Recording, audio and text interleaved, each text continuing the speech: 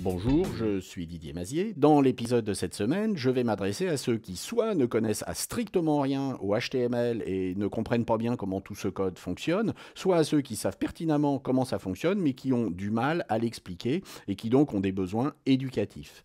Si vous travaillez avec des outils de code, comme c'est le cas ici avec Edgecode, mais vous pourriez travailler avec Notepad++ ou d'autres logiciels, eh bien vous allez avoir du mal à faire comprendre comment les choses fonctionnent. Il y a un outil génial qui va régler tous vos problèmes, qui s'appelle Symbol by Mozilla. Symbol by Mozilla est accessible ici, symbol.mozilla.org.fr.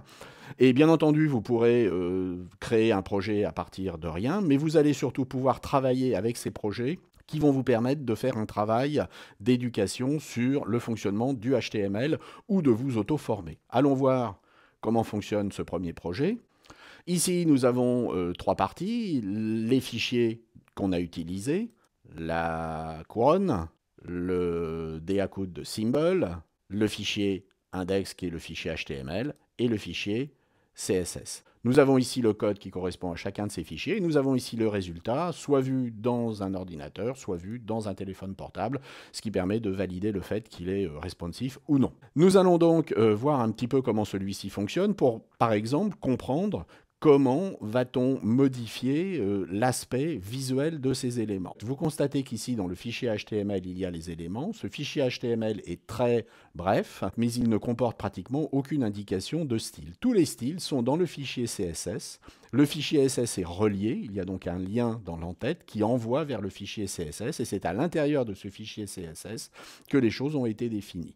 Prenons un exemple pour, par exemple, dire je veux changer la couleur de cette bordure. Je vais donc sélectionner cette bordure et je vais remplacer ça par une autre couleur. Et vous voyez que ma bordure maintenant est jaune-verte. Je pourrais faire exactement la même chose pour le texte.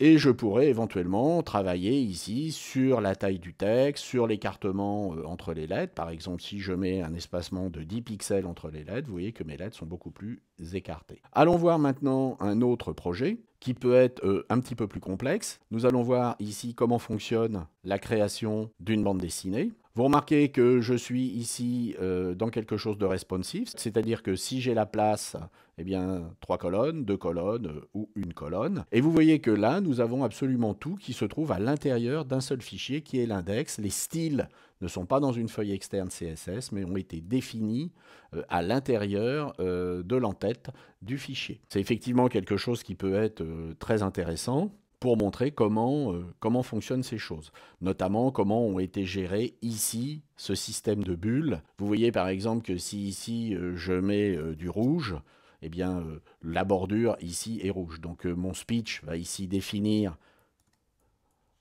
cette partie-là, et le speech after et le speech before vont définir ces traits qui sont ici.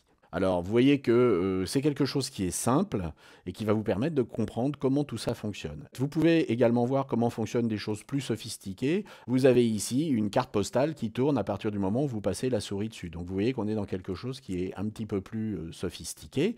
Pour que tout cela fonctionne, il va falloir qu'il y ait des scripts. Donc, vous voyez qu'ici, nous avons un certain nombre de scripts qui vont être mis en place et qui sont des scripts qui vont obtenir des résultats. Par exemple, ici, si vous cliquez, eh bien, vous avez Fun qui apparaît. Vous recliquez, vous avez The Worst, vous recliquez, vous avez Wild. L'affichage de ces mots est géré par des scripts.